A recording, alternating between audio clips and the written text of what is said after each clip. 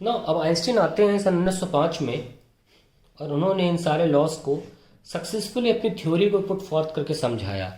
और उन्होंने क्या लिखा इस बारे में, मैं एग्जैक्टली वही चीज़ लिख रहा हूँ जो एग्जैक्टली एल्बर्ट आइंस्टीन ने बोली या लिख के भेजी। मैं एग्जैक्टली वही शब्द बयान करने वाला हूँ आपके सामने। वो क्या कह रहे थे? उन्होंने बोला that light wave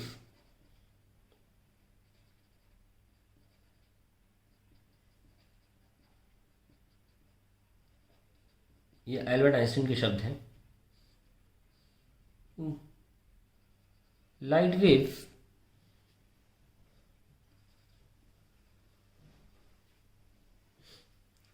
of frequency nu propagating in vacuum can be considered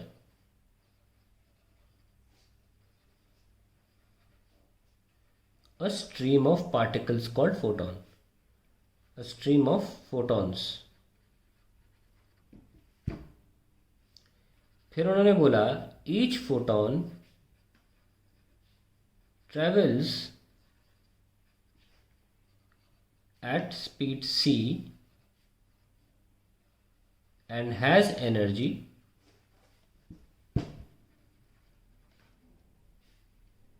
h nu।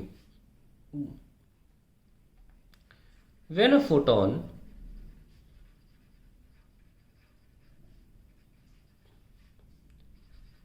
interacts with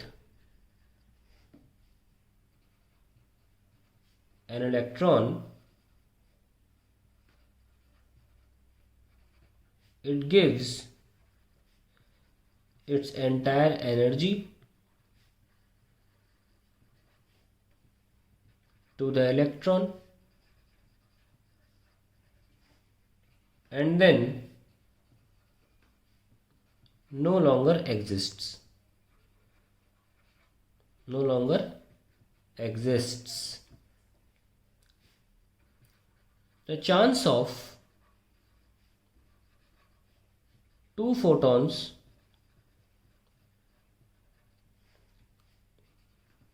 hitting the same electron at the same time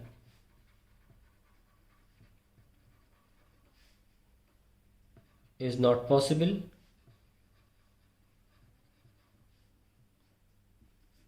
and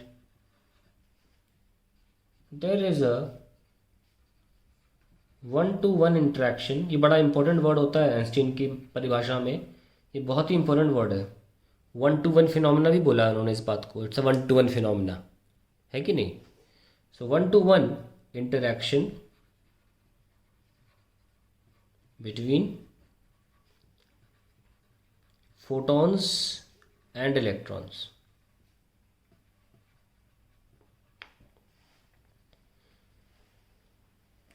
उन्होंने आगे ये बोला, ये तो मैंने बिल्कुल एग्जैक्टली जो उन्होंने पुट फॉर्थ की आइडिया वो लिखा है, लेकिन आगे जो बोला मैं अपनी भाषा में बोल रहा हूँ, that energy of photons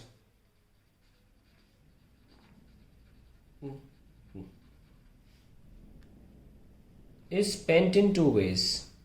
spent in two ways। एक तो इन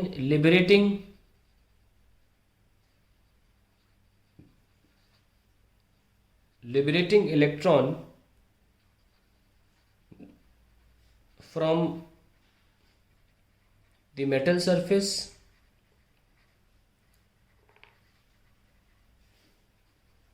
by providing an energy equal to work function of metal। और दूसरा, in imparting kinetic energy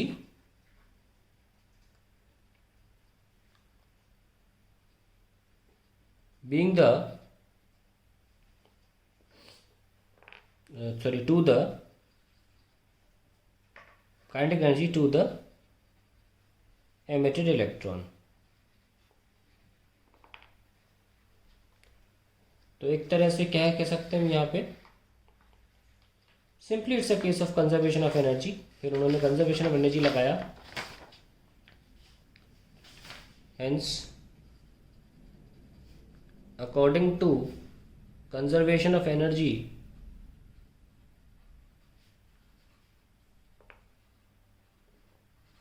जैसे कि इन्होंने बोला कि एनर्जी जो होगा वो एच न्यू के बराबर होगा फोटोन की। Total energy is used up in two ways, work function and providing kinetic energy, in that to it is the maximum kinetic energy attained by the electron.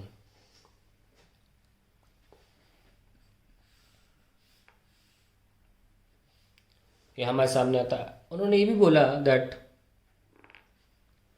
if kinetic energy is zero, या इसको ऐसे लिखना चाहें तो ऐसे लिख सकते हैं, kinetic energy max is h nu minus phi naught.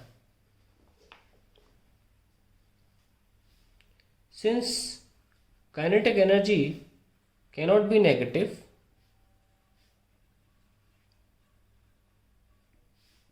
h nu minus phi naught has to be greater than 0 या equal to। In kinetic energy negative हो सकती है कभी, वो तो हाफ एम वी स्क्वायर होती है ना, वो तो नेगेटिव नहीं हो सकती। So h nu minus phi naught is greater than equal to 0 and h nu is greater than equal to phi naught. इसको भी हम इसी फॉर्म में लिख देते हैं, h nu naught, h h cancel, nu greater than equal to nu naught, where nu naught क्या फ्रीक्वेंसी है at which emission begins, and this frequency, this critical frequency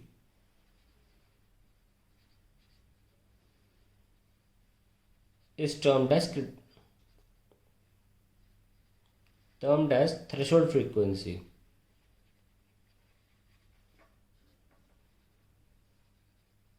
अब देखेंगे फिजिक्स में कई बार कुछ ऐसी चीजें हुई हैं जहां पे होते ही जमीन आसमान का अंतर आ गया, वहां क्रिटिकल वर्ड यूज किया गया था, जैसे क्रिटिकल एंगल ऑफ इंसिडेंस।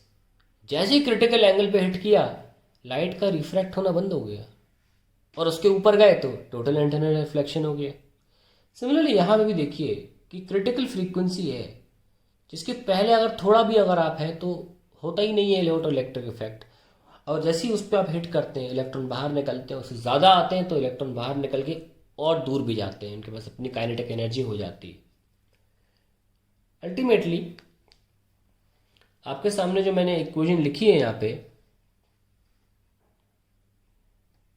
ये वाली, this is known as the Einstein's equation, photo electric equation. अब हम ये समझेंगे कि आइंस्टीन के जो फोटो इलेक्ट्रिक इक्वेशन थी या उसका जो मत था, उसने जो अपने आइडिया पुट फॉर्थ किया, उसने इन चारों लॉस को समझाया कैसे। पर हम दोबारा देख लेते हैं कि उसने लिखा क्या था। देखिए एल्बर्ट आइंस्टीन ने क्या बोला है, बहुत ध्यान से मैं ग्रीन पेन से मुद्दों को यहाँ पे आपके सामने दिखाऊंगा, ताकि हम जब लॉस को समझाएं तो आप मेरी बात को समझ सकें। Light wave of frequency new propagating in vacuum can be considered a stream of photons. तो लाइट वेव को उसने फोटोन का गुच्छा बताया है। Each photon travel at speed c has energy h nu. When a photon interacts with an electron, it gives its entire energy to the electron and then no longer exists. Entire energy to electron. तीसरी बात जो important बोली है यहाँ पे, the chance of two photons hitting the same electron is impossible. ठीक है, at the same time is not possible and there is one-to-one interaction. एक फोटोन हमेशा एक इलेक्ट्रॉन से इंटरेक्ट करेगा, that's it. अब हम आपके सामने अगले वीडियो में 4 लॉज जो रखे गए थे फोटो इलेक्ट्रिक इफेक्ट के, उनको आइंस्टीन के थॉट प्रोसेस के माध्यम से समझाएंगे। ठीक है, let's start in the next video.